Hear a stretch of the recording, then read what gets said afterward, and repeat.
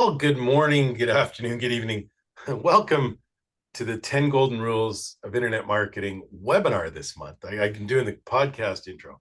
But this month, I'm really excited. My friend and client, Steven Goldstein, is here with a live case study. And we're going to talk about how a small law firm absolutely blew up, signed 62 new clients in the first 5 months of the year. Steven, I'm going to introduce you in just 2 minutes.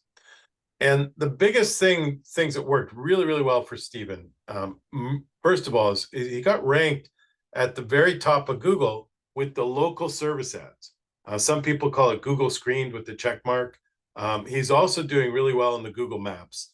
And the phones are absolutely blowing up, and he's had a really, really awesome year. So we're going to talk about the role we played, the amazing role that Steven played in making this happen.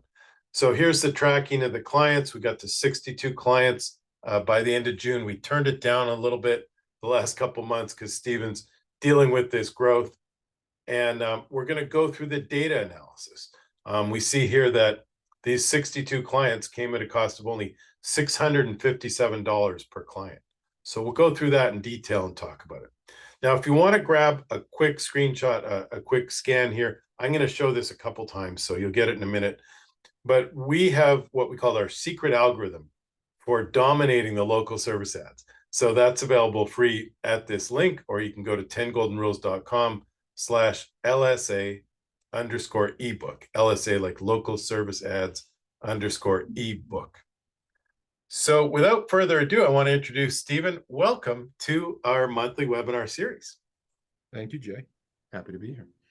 So Steven's background, he went to the University of Albany, New York Law School, and this one's the one with really good stories. You worked at Madison Square Garden in the boxing department. How did that come about? Before law school, when I was in high school, I actually took a typing class, and those who are over the age of 50 probably remember you didn't learn on an electric typewriter, you learned on a manual typewriter. And at that point, I had also been playing piano since I'm about 8 years old. So I had sort of a natural finger dexterity. And I wound up learning how to type about 90 some odd words a minute without mistakes, which in the 1980s was golden. So I would go to these temporary employment agencies when I was home from college, and they would just drool over me because I was a kid in college who typed 95 words a minute.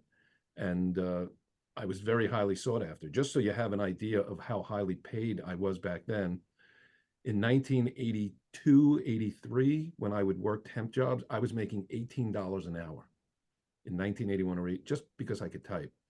So I got out of college. I was doing some things. I was a big sports fan, grew up in Brooklyn. Obviously, had been to Madison Square Garden a lot of times. I was a boxing fan. And I just sent a blind resume into Madison Square Garden saying, here I am. Do you have a job? And literally, they called me in for the interview because I put on my resume that I could type 95 words a minute.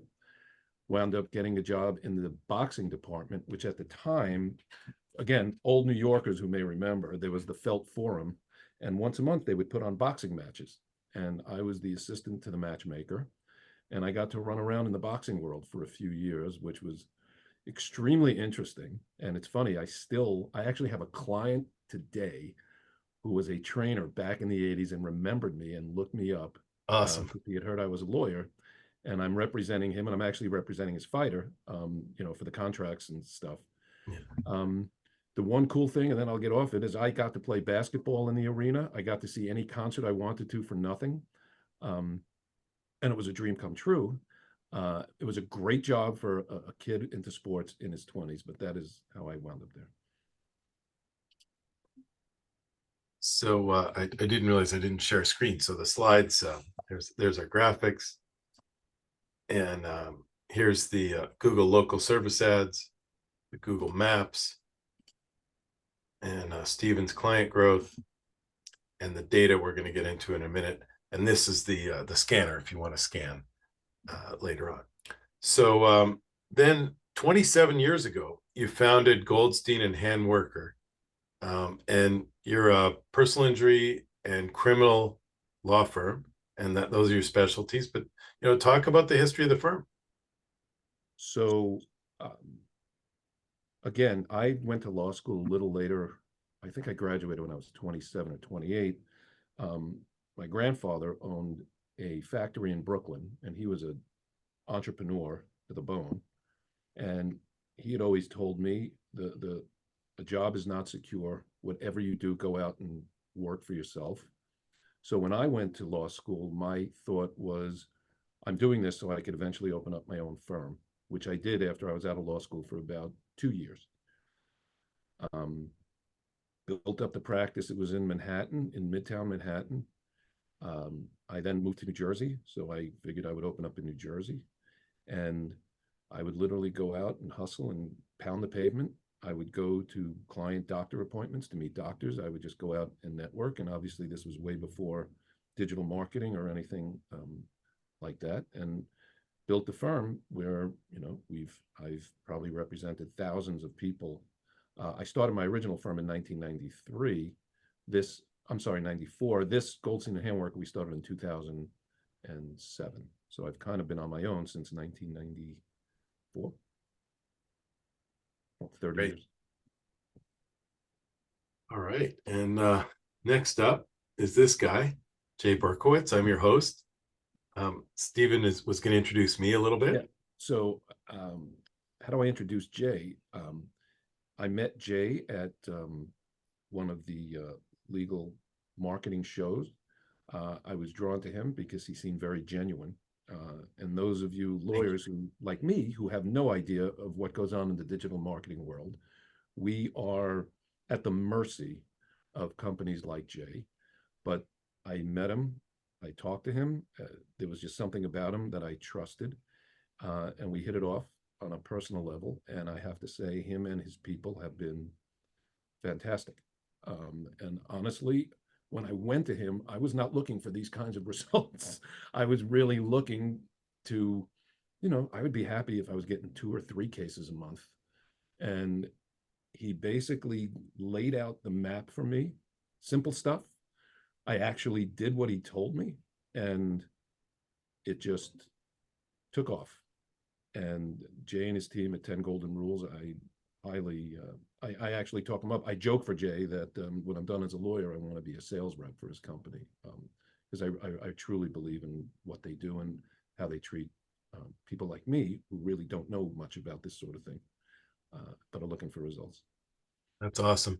And one thing, couple things about your story that, I'm probably made a mistake. My mom told me like I should take typing.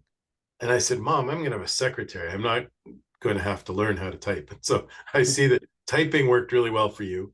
And I've struggled, I've actually written 4 books and I can barely, I can type pretty good now like this. I pride And my myself. dad said, Yeah. my dad said I should go to law school. I probably should have listened to him too, because now I work with so many lawyers who do so well. But I'll tell I you, I did pride have, myself on the fact that I never had a secretary or paralegal who ever typed faster than me.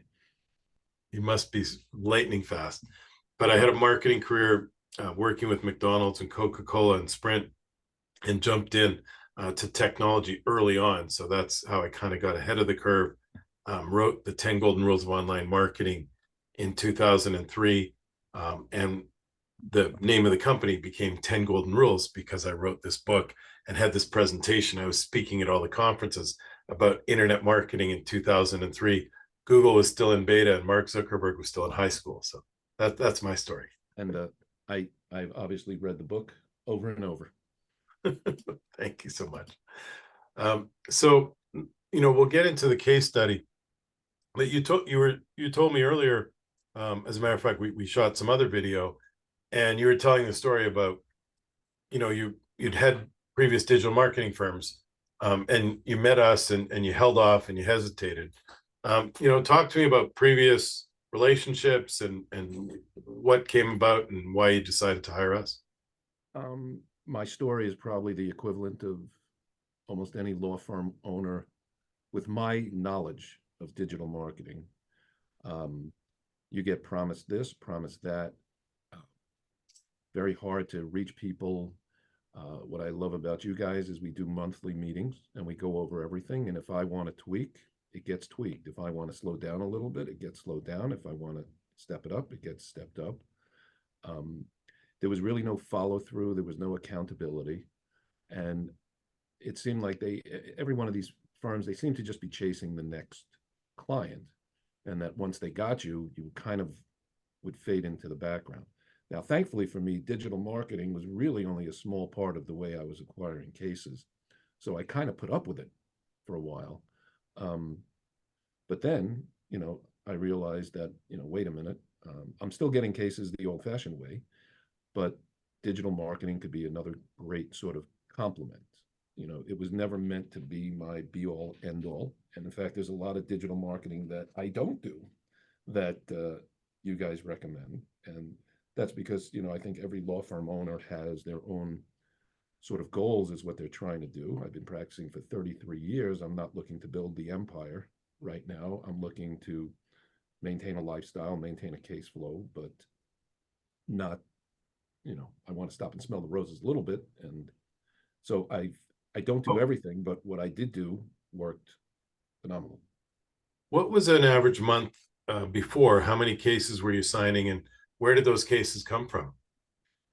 I've always had a pretty steady flow of case intakes. So I practiced in New York and New Jersey, and early in my career, I really leveraged that. So I would have lawyers from New York refer their New Jersey cases, lawyers from New Jersey refer their New York cases. And again, early in my career, thankfully, I realized I was a salesman first and then a lawyer, because the greatest lawyer in the world with no cases is just a great lawyer with no cases. So I was out there hustling. I would go to networking events. I would talk to other lawyers. Um, Other plaintiffs' lawyers are a great source of business because, they may have a passenger and a driver, or they may have a case that they just want to slough off.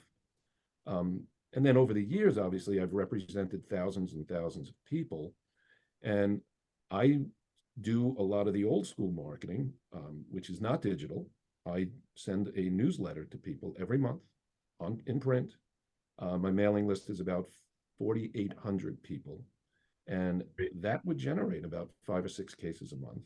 And the beauty of that is people don't throw out newsletters as much as you think they do. They kind of stick around. I have some good stories about how I got cases through the newsletter to people I didn't even send them to. But, in Manhattan, Pass alongs and referrals and yeah, what. well, the postman gets lazy and just throws it on the floor and somebody else picks it up. But I realized that the future was digital. I was doing okay that way. And that's when I came into that world. And then when I met you, um, and now I've kind of become the person who gets the cases and now maybe sometimes farms them out to other people. So a typical month was like 5 or 10 cases, Yeah, five criminal, 5 PI, five something like lawyer that. referrals, and 5 past client referrals, something like that. Yeah, yeah. Okay, great. So look, first I want to jump into we'll talk about these local service ads. And the biggest change is that there used to be 2 on the mobile and 3 at the top of a desktop screen, and now Google's flip-flopped it for whatever reason. So when you're coming up at the top of these mobile results, these are great because people can just click to call you. And then obviously on the page they can message you or call you. But talk to us a little bit about taking those calls and the difference of getting calls versus getting people to your website. So my website presence is, I don't do any SEO.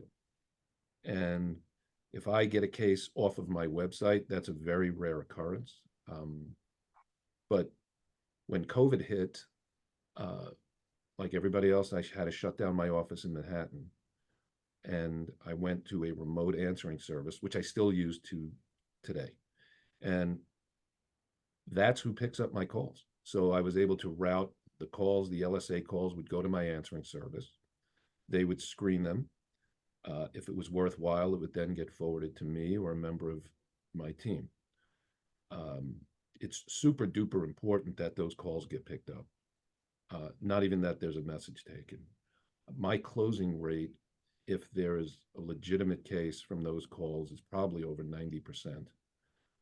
The only time I wouldn't close a case if it's a legitimate case is People are afraid to use their insurance to pay for medical bills. Um, but what you find is these people are usually not shoppers. They will take most likely the first law firm that they call if you sound friendly, competent, listen to what their problem is, and take immediate action to sign them up. I do not wait. If it's a case, I have an in-house investigator who will get to them within an hour. If it's a legitimate case, he will then follow up. He will call them, follow up with them, and they will be signed within definitely within 2 hours of the first phone call through the LSA. And I think that's part of the secret of success with this program is you've got to treat these leads as gold. You've got to answer the phone. We'll talk about this a little bit more, and you've got to jump on them right away. I mean, you're obviously in if not the most competitive market for this business in the world, top three for sure. And if you don't jump on it, like you said, get your investigator out to see them, get the case signed or docu sign them. Good luck, right? So there's going to be, it's like a bloody red ocean, right? Like 8 other guys will be on, if they call up someone else, they'll get out to see them, right? Yeah, I mean, the key is you must give them a reason not to call anyone else. And the best reason is you sound like somebody I could help. Somebody will be seeing you within an hour or two. And you've now taken all the stress off of them. Because remember, in personal injury, we're not right, they're not shopping price. Most people are shopping, am I connecting with the person on the other end of the line? Is this a person or a firm that I want to work with? And I try and really jump on that very early on, especially if I'm taking the call. One of the valuable things about this program, I talk a lot about the local service ads.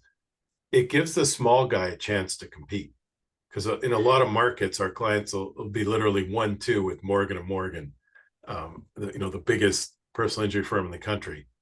And so it gave you, as a smaller firm, solo lawyer, you answer the phone, you help people out, you send your investigator out to see them right away. They don't differentiate between you and the firm with 200 lawyers. So this is great. The reason we're doing this webinar with you is I don't believe I compete with Morgan and Morgan. It's like saying, the Yankees are competing with a single A baseball team or something. It's not that I'm a single A level lawyer, but when you flip it, Morgan and Morgan can't compete with me. And on what level can't they compete with me? They're not local. They don't have a past relationship with 5,000 people who've been happy.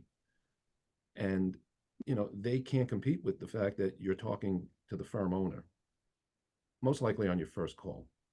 So, you talk to a lot of lawyers and, they get afraid of these big behemoth Morgan and Morgans and the other firms. I really believe that they cannot compete with the small law firm, with the boutique, with the really personal service. And yeah. the LSAs to me are money very, very well spent for the reasons, you've said. And thank you again for doing this, because I often get the question from the startup, from the small firm, like, how do we go about this? How do we compete with the big guys?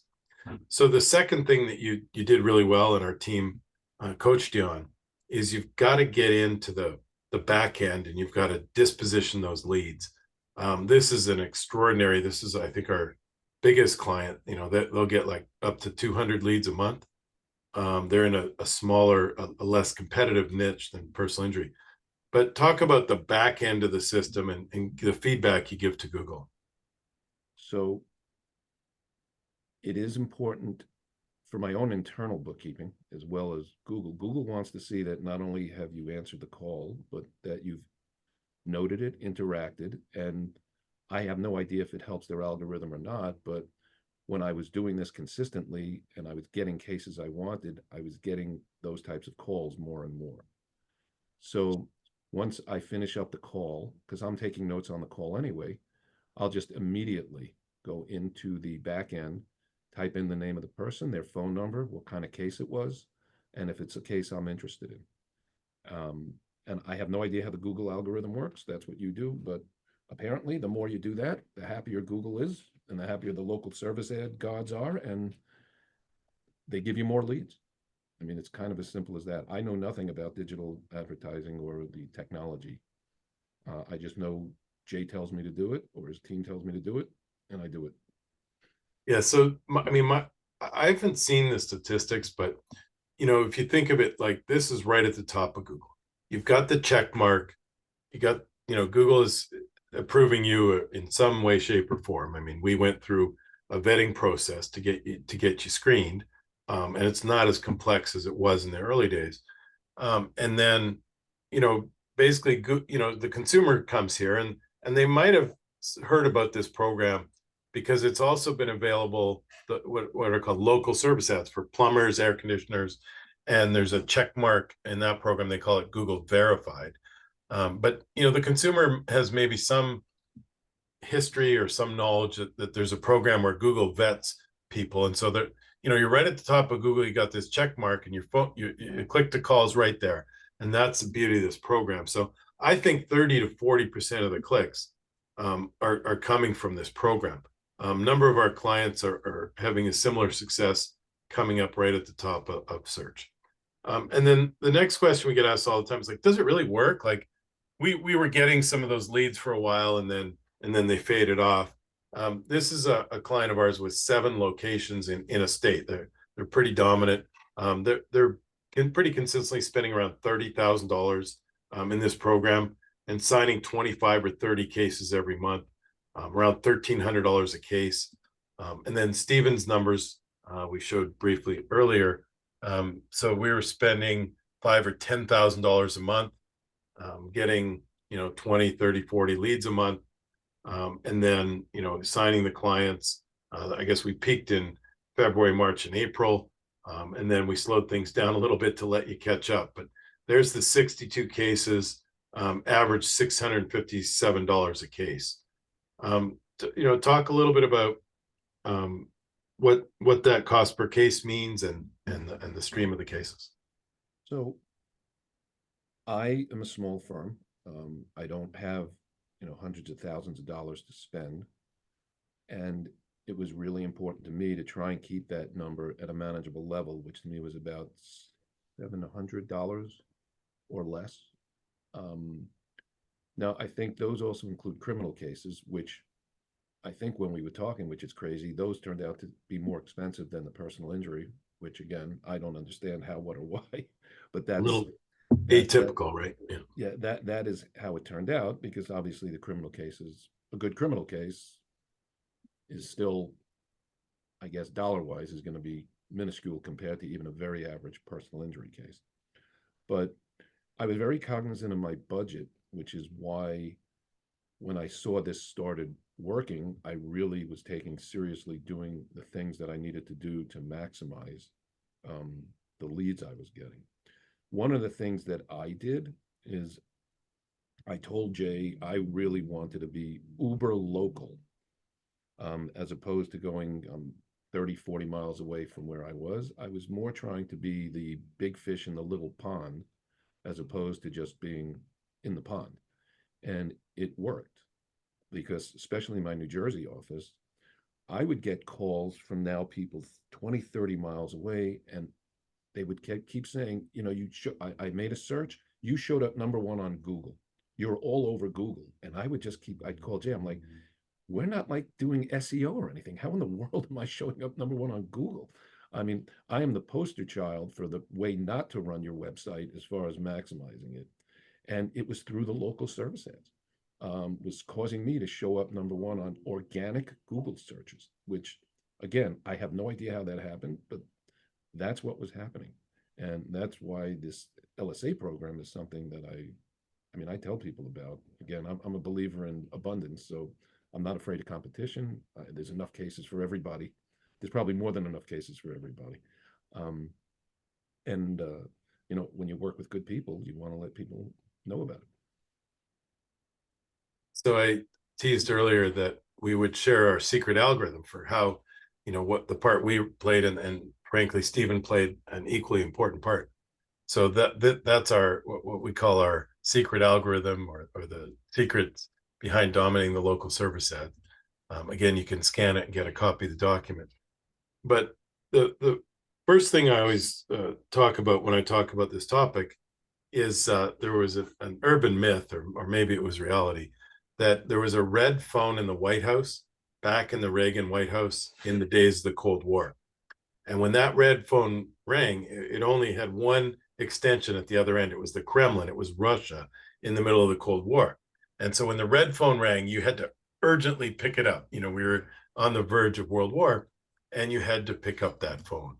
And so I say that, when you're running this program, this local service ads program, it's similar to the red phone. You got to pick up your phone, and you've got to answer all calls within 15 seconds. And Google's even measuring how many times you miss a phone call. So it's mission critical now that you answer the phone. Now, that's on the local service ad program, but all through the years with Google, whenever they've introduced a new product, when they introduced YouTube, it became very beneficial to put videos on your website and to do YouTube videos. When they introduced Google Maps and it became, very popular, the better you do in Google Maps, the better you do in SEO. So nobody's officially stated this from Google as far as I know, but they're measuring how quickly you answer the phone now, and it's part of the Google algorithm. That they've told us is the case. But they haven't told us that it's connected to your regular SEO.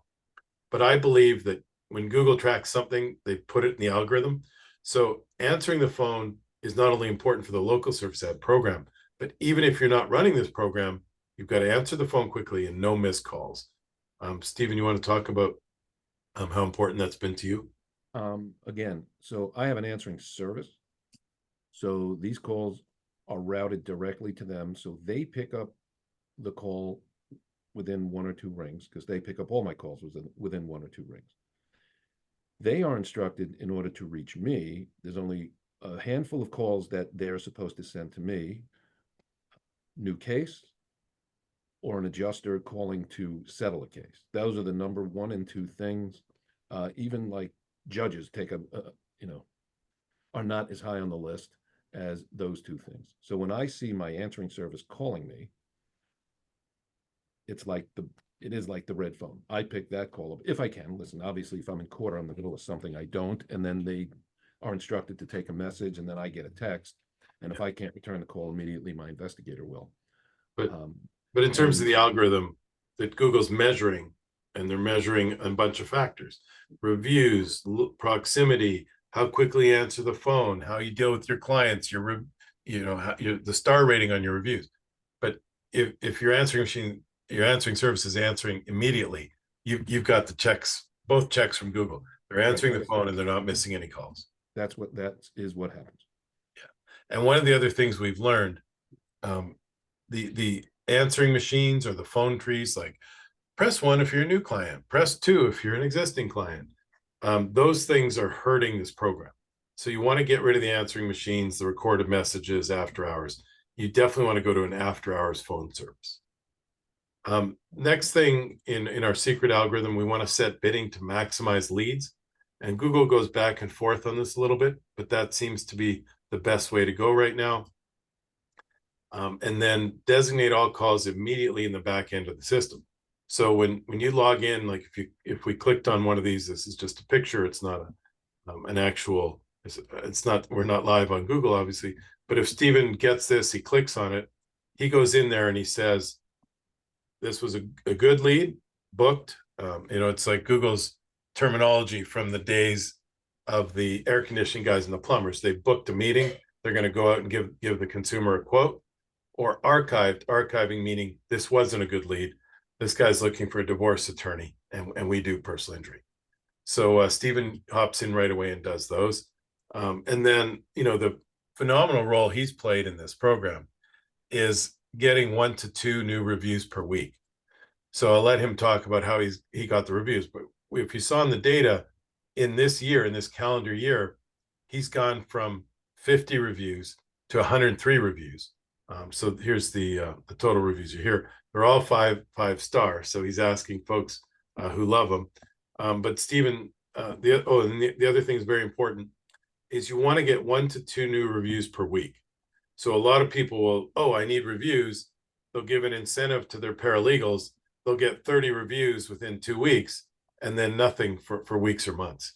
So it's very, very important that you do it on a regular cadence and you get 1 to 2 new reviews per week. Again, the Google reps have told us that that really boosts the algorithm. So Steven, how did you do so great with 50 new reviews this year?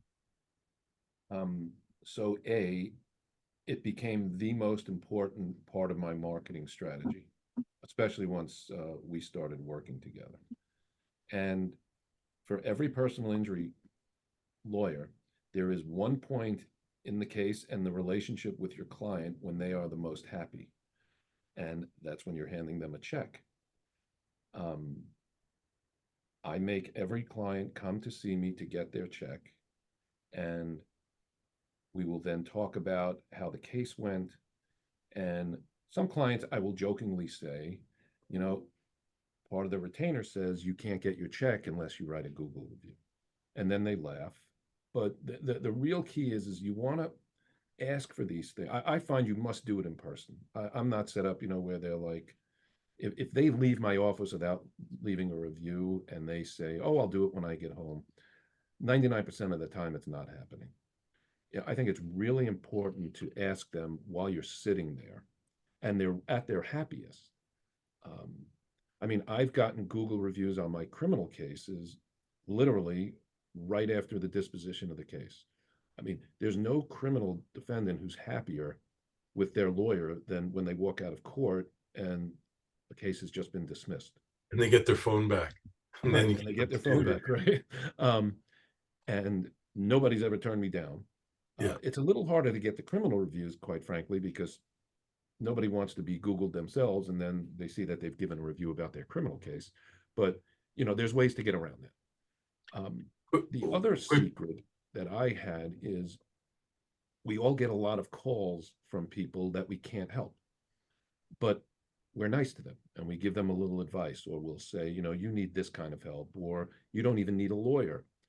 I've gotten a handful of reviews. I would then say to these people, listen, I don't want anything for my time, but can you just do me a favor and just write a review that you called me, I couldn't help you, but I was really nice to you on the phone.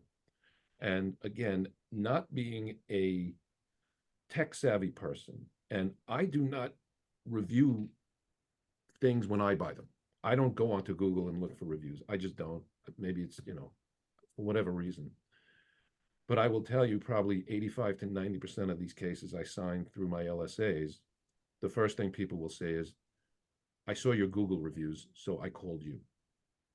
And again, for someone like me who was not tech savvy, I was not in this digital world, I was almost non-believing. I was like, I would almost say to these people, seriously? Like, that's the reason you called? And a lot more people than I ever realized that is what they do.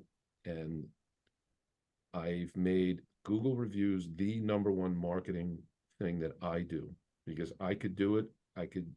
It's easy. And I'm asking for it when people are at their most, where they'll do it because they feel some reciprocity to you, especially if you did a good job.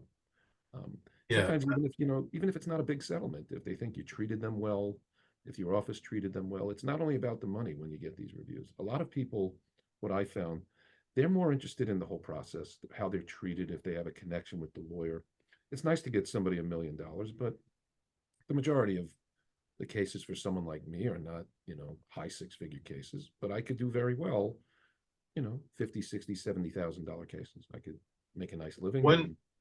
One simple thing and one sophisticated thing so the simple thing is, this is a picture of your Google Maps, or what Google calls Google Business Profile. The consumer, we would just call it the maps. And if you click on your maps, your listing that came up in the maps, this is what you see. So these reviews from Google Maps are the ones that we see in the local service ads. So that's a simple thing, but just so everybody knows, you ask people to review you in your maps or your Google Business Profile. And that is the exact, it's linked to the local service ads, and that's what people see in the local service ads. The other thing that you've done really, really well, and I know our team gave you this tip, is you see here, this firm was great at getting my car accident case settled. They really know what they're doing. I highly recommend Steven's staff for anyone injured in a car accident. And getting keywords in those reviews is super valuable as well. So is that something you give them a little tip when you ask for the review? What I usually do is I ask them in the review is if they could tell a little story, uh, as opposed to just saying this firm was great. I think what I found is people, when they read these reviews, they seem they're more believable if there's a little bit of a story behind them, as opposed to just these people were great, they got me a lot of money. And I will tell them, I would ask them, in your review, can you just at least describe what kind of a case it was and what you were happy about? And I don't try and feed them the exact words because I want it to sound natural. But I do ask them, in the review, if they could just put in what kind of a case it was, and they do. One of the other programs that we're running with some of our clients is for bigger firms. Like Steven obviously has the opportunity. He deals with almost every client directly, and he can ask them when they come into the office. With some firms where, like Stewart and Stewart, we did a case study with these folks, and they're signing about 60 cases a month. So the paralegals are incentivized with a gift certificate program to get the 5-star reviews. Every month there's 10, 15, 20 cases that they didn't get a review done. And we send them these gift packs on behalf of the attorneys and call the folks up and make sure they open it up. There's a gift certificate in there. There's some VIP cards they can give to friends or family if they're injured. There's some merchandise, and we either say that, thank you for being a part of our family, or we call it the VIP program or the inner circle program. And then we asked the people on the phone, hey, if I texted you a link, could you do us a favor and do a 5-star Google review? So that's another program you can do if you're a little bigger in size. The next part of the secret algorithm is what we call the multi-location strategy. And if you look at Morgan & Morgan, they actually have 6 locations in Orlando. Now, Morgan has a big office and a big building. I'm sure they own right in Orlando, but they have 6 locations. So Steven's been marketing to 2 locations, one in New Jersey and one right in Manhattan. And the one thing I always say to people is, like, it's great if you want to do the strategy. But the first thing is you need a real location. You cannot have like a post office box or a virtual office like a Regus or a WeWork space. You need a real office, and then you also need to be able to get enough Google reviews to make that location stand on its own. So, if you're really just starting out and you've only got 10 or 15 Google reviews, I wouldn't recommend the strategy. But if you're a bigger firm, in particular, if you can maybe staff a second location, if you're some of your attorneys or workers commute in, maybe a couple times a week, they could go to that virtual location. You could take meetings there, that real location, and you got to be able to put a sign on the door. So, Steven, talk about the 2 locations. So I started my practice in Manhattan. I moved out to New Jersey. I opened an office here probably about 8 to 10 years ago when I realized I was growing my practice in Jersey, and it made no sense to do a court appearance in New Jersey and then travel 2 hours into Manhattan and waste all that time. I made a conscious decision to really focus more on my marketing in my New Jersey office for the reasons of my New York office is located in Midtown Manhattan. And I was getting a decent amount of cases from having been there for 25 years and through my networking and referrals. New Jersey, I didn't really have that sort of setup. And my mindset was, in Manhattan, I'm really now I'm competing with the giants. Forget about Morgan & Morgan. There's probably 20 firms just within 5 blocks of my office in Manhattan that are probably spending $100,000 a month on SEO and $100,000 a month on, Google ads or whatever. And I said, I think every dollar I spend there is kind of like I'm throwing away.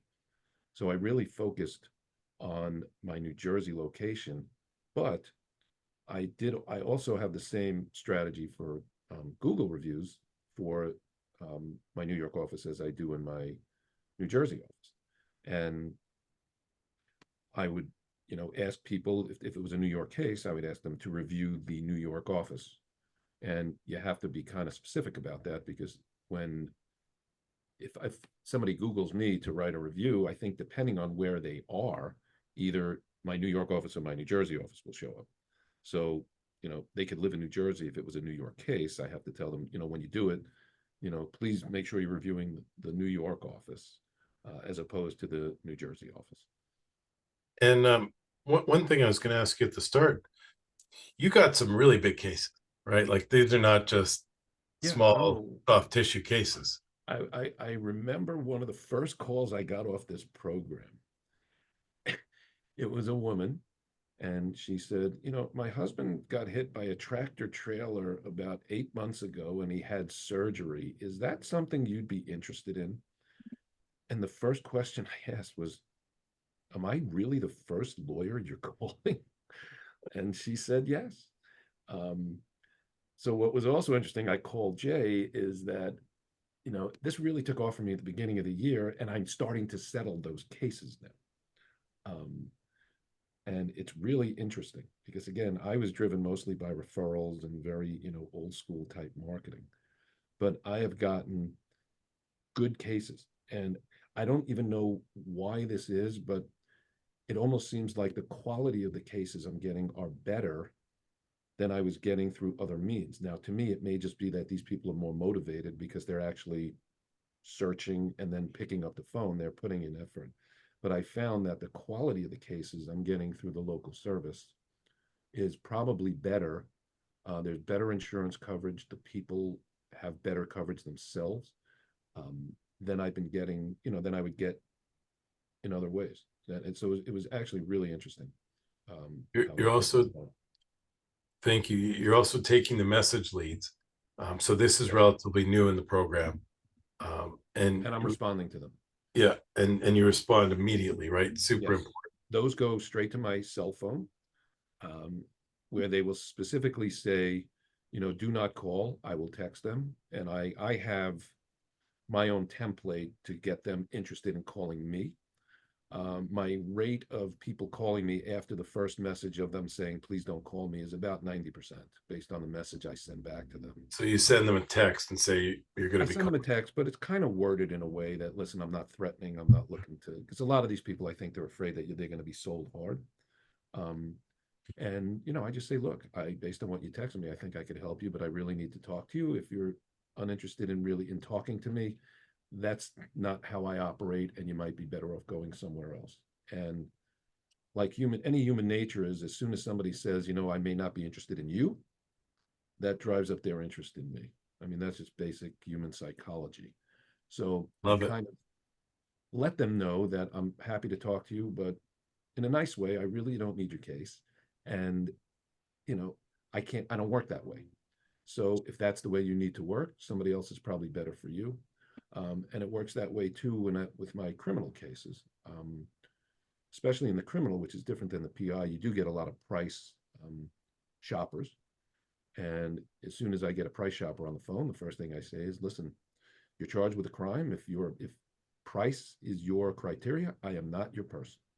You have my number, but you're probably better off than calling somebody else. 75% of the time when I do that, they invariably call me back, and they'll retain me at a higher price. Um, because again, at this stage of my career, and I think it makes you less needy and less desperate. You've got to stick to your guns. If you're worth X amount, I believe you can't really, then you're racing to the bottom, which is not good for you financially or for your own self-esteem. And again, human nature, I don't do free consultations on criminal cases because in my mind, if somebody calls me and I say it's $500 to sit with me, and they call the next guy and he says, no, you can come in, I'll talk to you for free. As much as it makes no sense, they're going to believe I'm a better lawyer for no other reason except that you need money to see me. Now, the other lawyer could be 10 times better than me, but that's just how human nature will work. A couple other new things going on in the program. You can add multiple photos now. So we're adding multiple images. And Google's announced that they're not going to accept disputes anymore, that the artificial intelligence that listens to the calls is going to do all the disputes. Have you seen it that way in your setup, Steven? I don't think they're doing too good of a job because they made me pay for a divorce call, but I guess they're working on the kinks.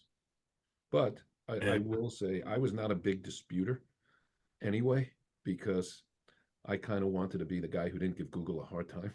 And I don't know if that, yeah, you that know, that was definitely a positive factor early on. You can select service areas. So we've been switching around some service areas for Steven. And then the last thing is we have a program, and I did a whole webinar on this. You can find it on the 10 Golden Rules YouTube channel called Help I've Fallen and I Can't Get Back Up. Because many people tell us we were in the top three. We were always coming up in the top three, and then we fell out of the top three. And so the heart of that program is you're going to completely reset your local service ads. You're going to change your bidding strategy, change your geography. You're going to open up a bunch of categories, maybe even take general leads. And so there's a whole webinar on that, or we're happy to consult with you. If you used to show up here in the top three or top two, now in the screenshot, and your leads have gone down to a trickle, we can help you get back in the top three. So once again, here's that link if you want to get a copy of the secret algorithm, learn a little bit more about these strategies. So the great news for Steven is he got assigned 62 cases this year. It has been an influx, right? Like you've really been pressed personally. I know we had a call with your investigator, and he was like, "Can you please turn it off?" And he said it in much more colorful words. But yep. talk about managing the influx of the cases, and how you've adapted the firm and how you're dealing with that. So quite honestly, I had to reach out to another law firm to help me. And what I did is I asked them to help me with cases that I had already had in litigation, and they're helping me with over 150 of those cases. And I sort of constituted my staff to deal with these new cases. I mean, with the new cases, once you get them set up, once the people are going to the doctor, it's kind of, there's not really a lot of heavy lifting until you have to put the case in suit. So I have a virtual paralegal. And I myself, I use a lot of freelance paralegals and help when I have this on project basis. But I have my virtual paralegal is really only does, he inputs the cases, helps me get the client set up to the doctor, sends in all the forms you need if it's an auto case. And then my investigator has 1 or 2 days a week. He specifically just calls people, new cases, and says, "How are you doing? Are you going to the doctor? Any problems we could help you with?" And that has helped me tremendously. And like I think I said before, I am not looking to grow to 10 lawyers in 20 states at this stage in my career. I've been at it 35 years. I make a good living. I am not looking for one of these people to grow, but obviously I'll take the cases. And what I'm doing now is I'm developing relationships with other firms.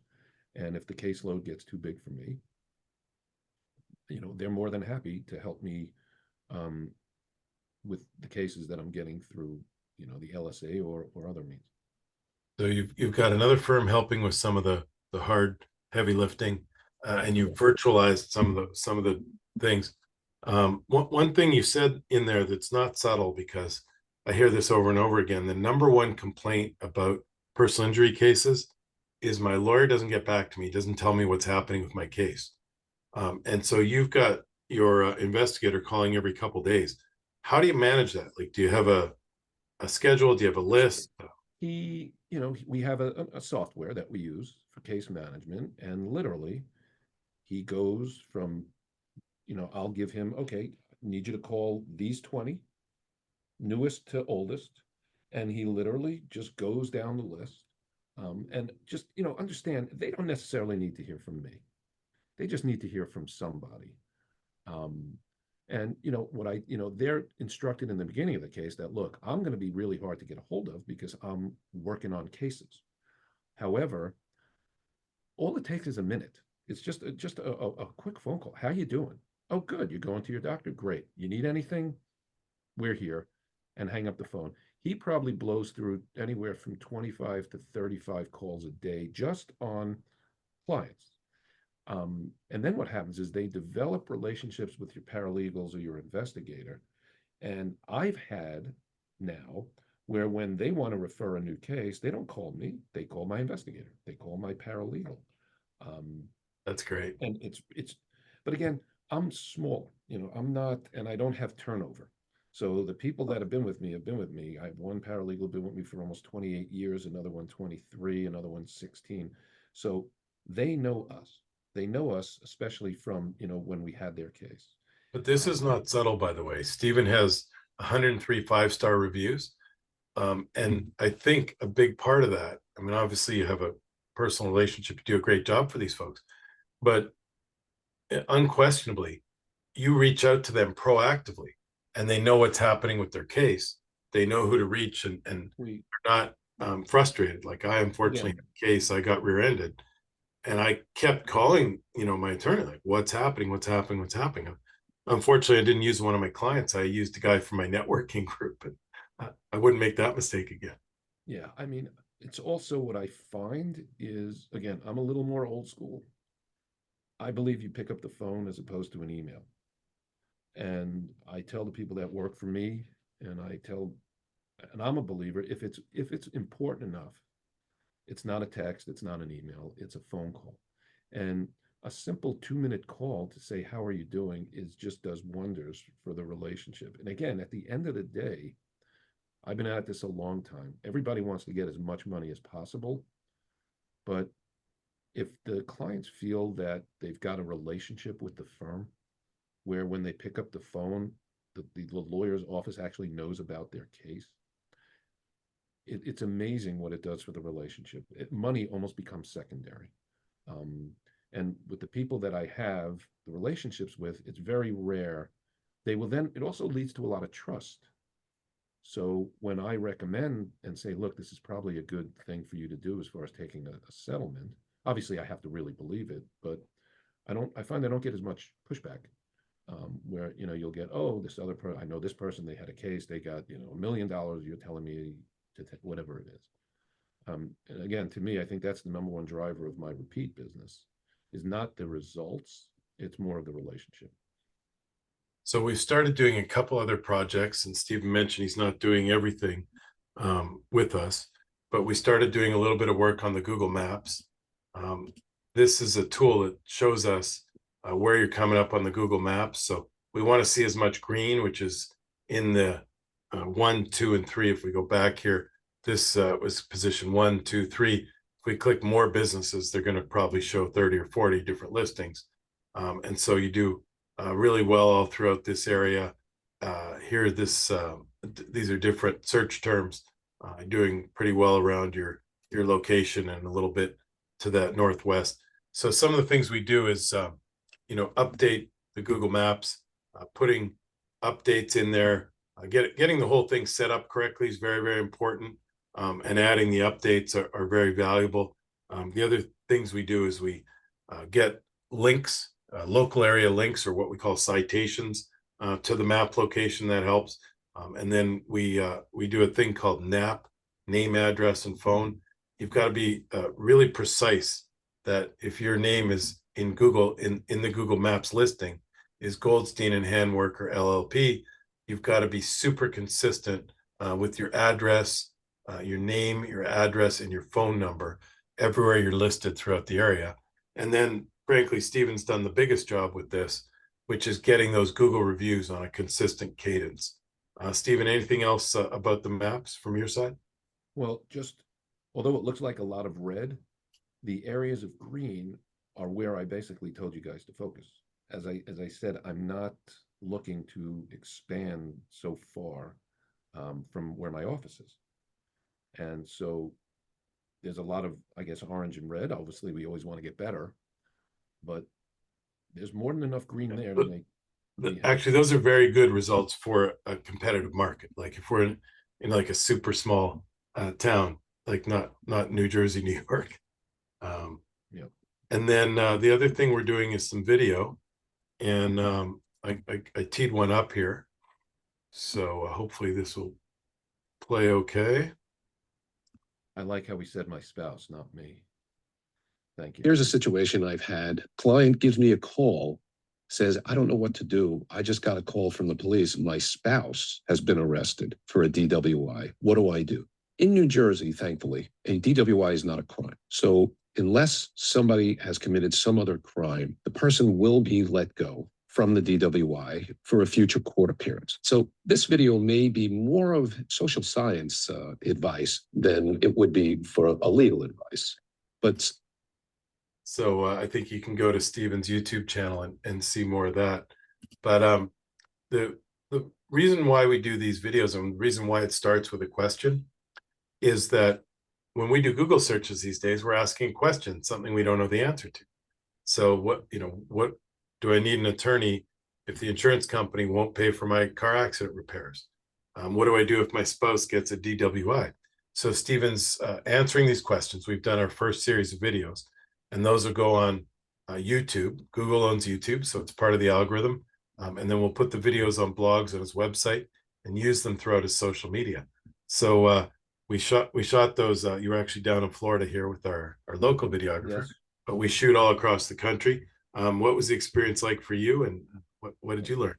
I would like to say that you guys flew me down and put me up in the hotel, but I had my wife and I rented an apartment for a month down where Jay was, and it was great. I think videos, that was really the first thing I'd been doing videos for a while, but I was doing them very simple. My paralegal's son was in videographer school, and I would throw videos up in pretty much the similar manner. I would ask questions. These obviously are a lot more professional looking that Jay is doing, but part of my marketing strategy is, so I've done videos of how to prepare for a deposition. And when my clients are told they have a deposition, I will direct them to go watch the video first. But there's a lot of questions that we get on a daily basis that it's easy to tell the clients, watch the video and then we'll talk. And I have had clients in the past say, I called you because I watched the video. Again, I was in utter disbelief, but people do it. And just because it's not the way I would retain somebody or hire a company doesn't mean that other people don't do it. And that's the hardest lesson I learned. I learned it thankfully a while ago, that not everybody purchases using the same criteria I do. So next up, we've done a couple of these case study webinars, as I mentioned, and I call this the how to be a great client and how to be a great agency section. So I'll go first. And success with a digital marketing agency, the agency's got to be good, but frankly, the client's got to be good. We've worked with over 100 law firms now, and no matter what, like if we do everything right, we still don't get the results if the client doesn't play their part. So the first thing is you've got to be responsive. So like if you're frustrated with your agency, we need you to approve things. We need you to show up for meetings and go through the programs we're recommending, and take our advice. Like a lot of times we recommend to clients to add chat to their website, the little chat bot that pops up on the website. And we've seen over and over and over that it increases leads about 20%. So, I have pretty darn good proof now. About 80 of 81 cases, it's worked well. So, and I have it on my own site. So that's an example of, I've got proof that these things are working well. The local service ad, some people still don't want to do them. The next thing is track everything. My mentor says what you measure and inspect improves. And so you saw the detail of the data that we go through with Steve, but we need Steven and his team and all our clients to give us feedback. Which leads became clients? Which leads were good leads and didn't become clients? Which leads were bad leads? And what were the sources of those leads, and what can we learn about it so that we can spend our efforts and our money in the right, either practice area, geography, keywords, and things like that if we're running a pay-per-click program. The Google reviews, that's one thing that's a little bit out of our hands. We came up with these gift boxes, the VIP boxes that we're sending out for some of our bigger clients. But, you saw Steven's doing a great job getting the Google reviews. And frankly, a great job being a good law firm. right? Like, you're not going to get 5-star reviews. People are just not going to do a review. If they were dissatisfied the whole time, they couldn't get a hold, they were calling you all the time to get updates on their case, and then they're dissatisfied with the amount they got in their settlement, it's much less likely they're going to do a review at all, and much less likely you're going to get that 5-star review. And then the final thing I say is intake. You got to answer the phone. You got to answer the phone quickly, and you got to do a great job in converting those opportunities into clients, which Steven clearly does a great job, because there's only so much we can do if we're sending the leads over. We have a client, we just sent over 9 recordings of great leads they got last month that they didn't convert to cases. They didn't answer the phone. So those are the things that we appreciate in working with Steven and some of our other clients. Steven, anything you want to add on that? I would definitely add another bullet point would be realistic and be patient. So I've learned patience as I've gotten older. And one of the things for me is, when we started, honestly, I mean, it worked a hell of a lot faster and better than I thought it would. But I was realistic and patient to say, well, if we could generate 3 or 4 cases a month, that's also fun. So, part of this is, as with anything, I did not expect that off the bat things would be, moving at 60 miles an hour. And I think when you're working with an agency, it's really important, if you trust them, which I did, that eventually things would come around. But, it's a long game. It's not a short game. And I was prepared for the long game. Now, it happened a lot faster than maybe even Jay, you guys anticipated, but it happened. Yeah, and it's like the old TV commercials. Results not typical. It's Right. We can't generate 20 cases a month for a solo with a small law firm every single time. But typically we will get some ramp up with these local service ads in the first few months of the program. And then if you do the right things, Google will continue to give you just about as much love as they gave you. But Steven, maybe talk a little bit about your perspective. What makes a great agency? I think it's probably the same thing that makes a great law firm or makes a great any professional service. And again, I don't even put results first. I would put responsiveness. So I'm a client, but I have somebody dedicated to me. She sometimes thinks I'm a pain, but she's very nice to me. He's never said that. Responsiveness. It's answering questions that I may have, having patience with me because I don't understand things. But really, it's what I've found best with you guys is the laying out the things that I needed to do. And then I had to trust that if you're telling me to do it, if I do it, again, there's no guarantees in life. All we're trying to do is improve our odds. And by following the steps you gave me, and then every month sort of holding me accountable, I think that helps. We all need to be held accountable by somebody. And the monthly meetings, the responsiveness, and the accountability are a big factor. And again, if I have a question, it's answered. If I have an email, it's responded to. Again, I don't expect somebody to respond to my phone call within 5 minutes, but within a reasonable time, a day, 2 days. I'm patient. I understand we're all busy. But there's also that feeling of, you just have that gut feeling that the people you're working with are worthy of your trust. And I don't know if it's luck or whatever it was, but I was lucky to find you guys and lucky to Thank you. that I find somebody that I do trust. Again, I'm at the mercy of the agency. I have no idea, of the algorithms and things like that. And it's been, great so far. And I honestly do sing the praises of the agency to friends of mine that are in the market. Thank you so much. All right. Well, with that, maybe I'll give you the last words.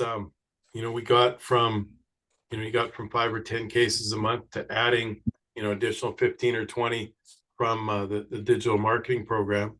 What would you say to someone who's, on the fence? Like, yeah, I remember you said you wished you called us 6 or 12 months sooner after we met. At minimum, it's if you're thinking about delving into the digital marketing world, if you're someone like me who's, not going to be completely all in, but want to start. I mean, the reason we started is I was dipping my toe in.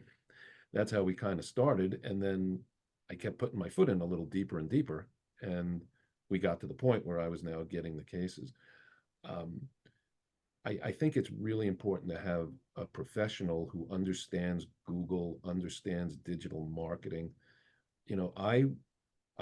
I don't want to be a digital marketer. I want to be a lawyer, and I want to be a law firm owner, and I want to be, a boss and an entrepreneur.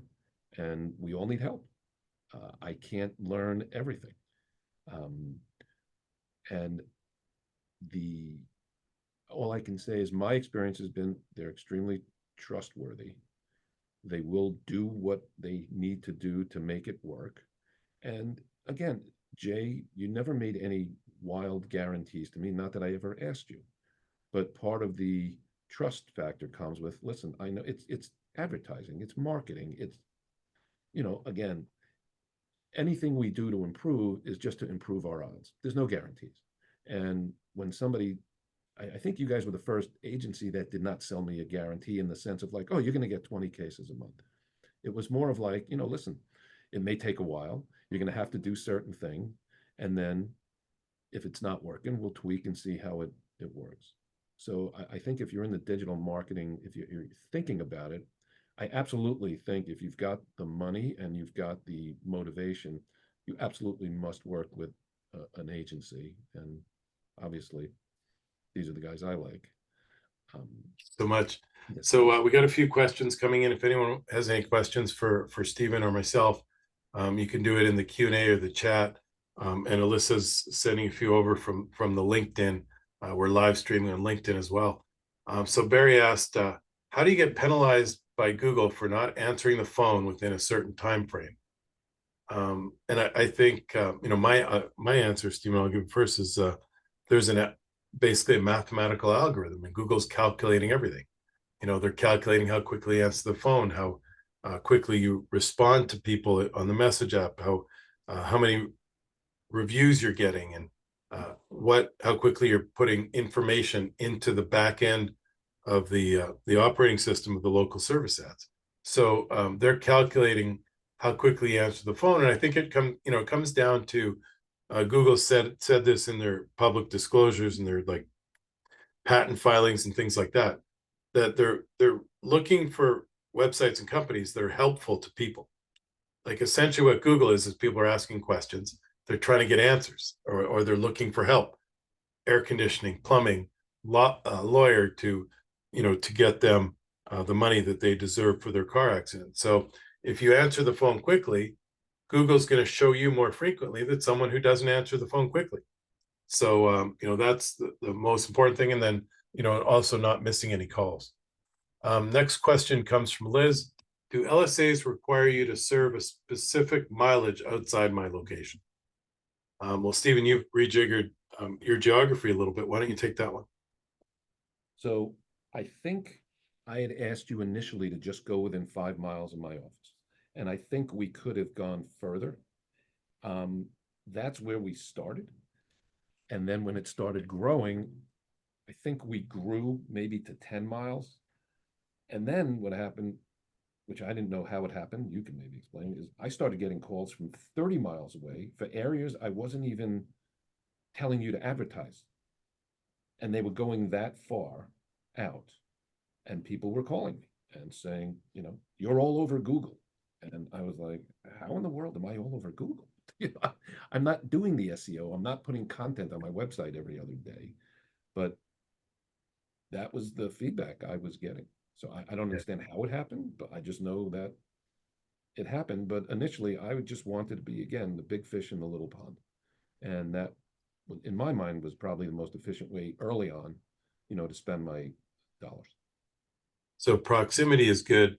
Like Google says proximity is part of their algorithm for the maps and for the local services. But in some cases, people are going statewide with the LSAs, and they're working great.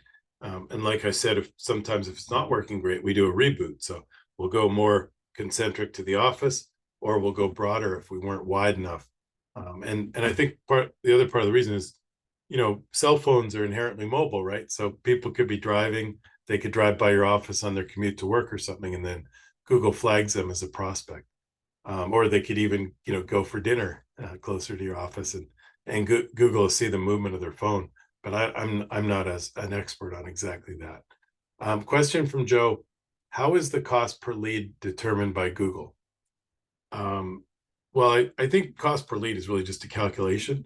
So we saw on Steven's chart, if you spent $1,000 in a month and got 5 leads, that's $200 a lead. And if you sign 3 of them, that's $600 a case, right? Three times 200. So that's the actual cost per lead is not really determined by Google. I think what Google is determining is, I believe they're trying to maximize the revenue. So as many advertisers as they have, they're going to increase the cost per click to the point where it makes sense for the advertisers to keep advertising. The pay per click is a pure auction. If I say I'm willing to pay, $300 a click, I come up above the guy who's going to pay $200 a click, with some other configurations about how efficiently your ads perform.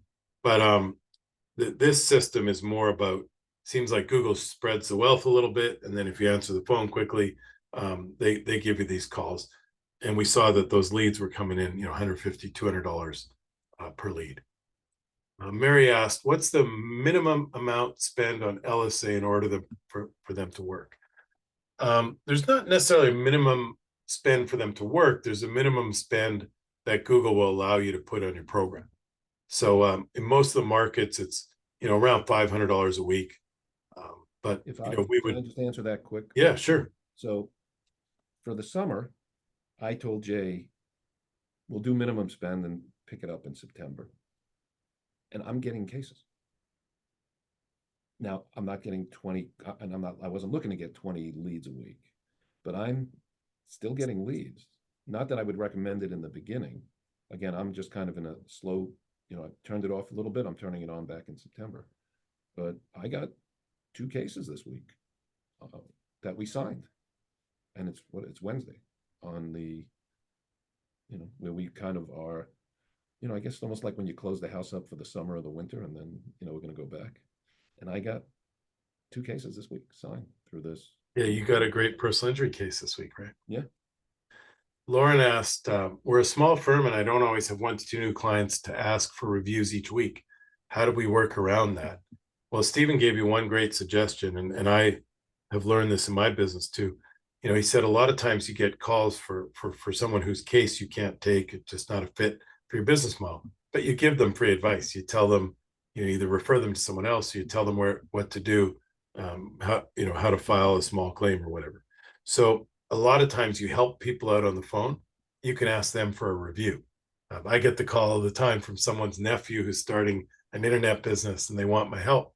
Again, we only work with lawyers, so I'm not going to take that kid on as a client, but I can't ask him for a Google review. I will tell you another thing I've done, and this may be a little out of the box. I have reviews from adversaries.